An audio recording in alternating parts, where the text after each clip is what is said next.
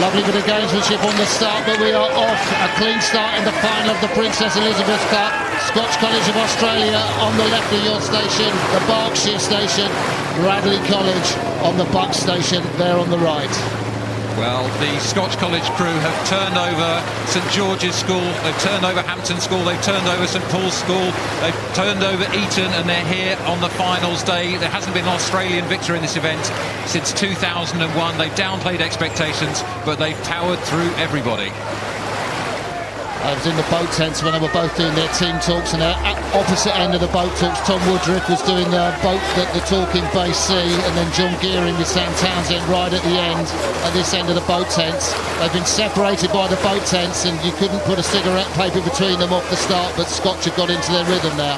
Yeah, Scotch have got ahead by about a quarter of a length, maybe a third of the length here, as we see the Radley crew nearest to us, getting into a long, strong rhythm. They equipped them well yesterday in their victory over Shiplake by 1 length, and they are having to stick extra energy at this point of the course. I don't think they'd have wanted to be in this position at this early stage.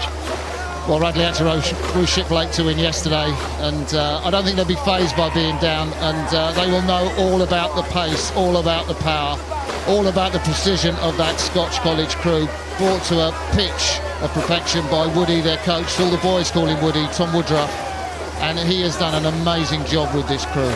Yeah, just looking here at the 7-man in the Radley boat, that is another rowing dynasty. Annabelle Ayres' son, Angus McChesney's son, sitting in the 7th seat, all a key seat for the rhythm, one of the key places for confidence to be able to row through from behind, but they are going to have to do some work here because Scotch are easing out towards a length, and that's a difficult distance to get back in an 8. It is, to me, the race looks done and dusted now, and that's no criticism of Radley. We'll see how it unfolds. They came through yesterday. If you can put Scotch under pressure, St Paul's tried to do that. You know, maybe they'll crack. They didn't with St Paul's, but that's got to be the tactics of the Oxfordshire school. But Matt, we were talking about Scotch College. A lot of these boys play Aussie rules football. They only row for 7 months of the year. Yeah, it's quite astonishing, isn't it? As I say, they turned over the top British rowing schools to get to the final here. These guys rowing 7 or 8 months a year, the rest of the time playing Aussie rules football, fit athletes. You can see they're not the tidiest of blade work, right? You'd expect those oars to be absolutely in sync, but they've got something. They can move a boat. They can move a boat with energy, with pace and with power. 16-year-old Harry Isles in the bow seat. He was in the Scotch College first state last year. Just referencing that conversation about football, Marcus Emmett in the 4 seat. He's a bit out of shot at the moment, but his brother, you can see Angus Emmett in the 7 seat. Well, Marcus Emmett will probably be in the professional draft for Aussie Rules football when he graduates. He's a phenomenal player, plays for his state Aussie Rules football and also in the state basketball team. And hey, he's in here leading the Princess Elizabeth Cup at Henley, Matt. Yeah, I think you're right. You know, it's going to be very, very tough to see Radley come back to this. Their Cox, Matt Dawson, experienced head on young shoulders, was saying earlier that, you know, there was always in their race plan to come from behind and beat Shiplake yesterday. He raced their middle 4, the 4 guys in the middle. They're the engine room, they're the suppliers of rhythm. That's where the rhythm starts, he says. He said, I think we can take it to Scotch, but we have to row our own race. Well, they're rowing their own race now. They don't seem to be dropping back any further, and maybe, just maybe, the Scotch guys have expended too much energy early on. Let's see whether they can hold the distance and start to close the gap. They need to start doing it now. I think the thing is, as you know, Matt, in these tailwind conditions, you go out fast in an 8, you've got to do a hell of a lot to move it back, and you know that would be a titanic effort from the Radley boys, even just to get an overlap on this Scotch crew. Yeah, look, I'm always an optimist in these schoolboy races. The lead can change hands, but I think you're right, it is a big task now as they go past the halfway mark.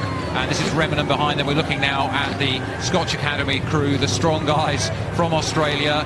This, if they win this, it will be the first Australian winner of this trophy since 2001.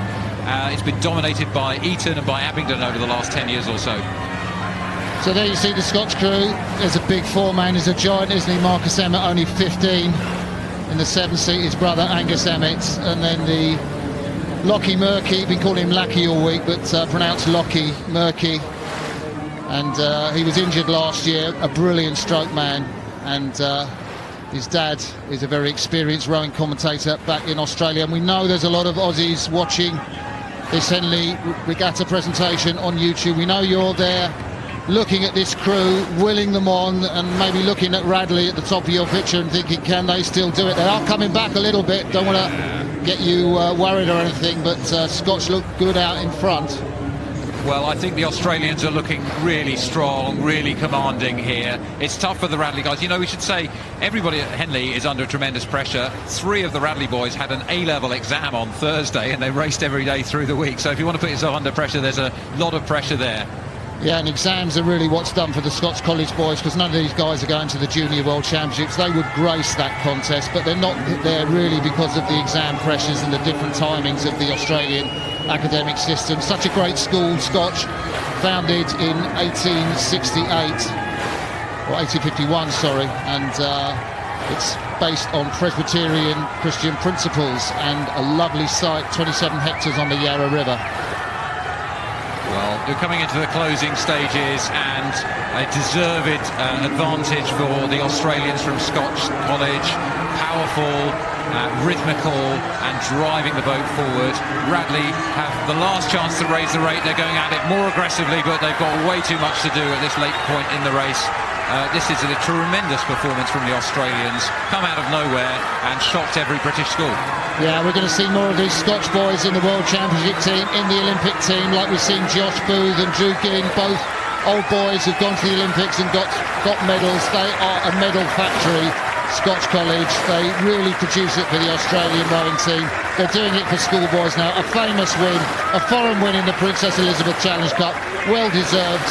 Absolutely, they can celebrate now. Radley crossed the finishing line behind. A brave effort from them. Well, Coach Tom Woodruff downplayed expectations all week. We don't feel in the driving seat of the competition, he said. They've been in the driving seat all the way through this race. Huge congratulations to them.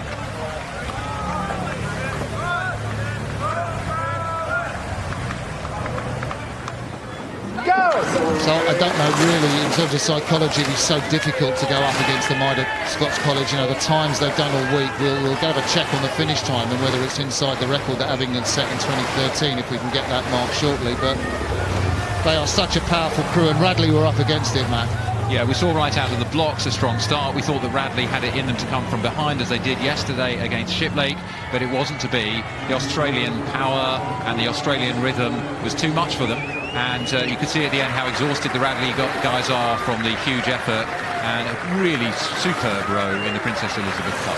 Great victory for the Australians. Yeah, the big lads.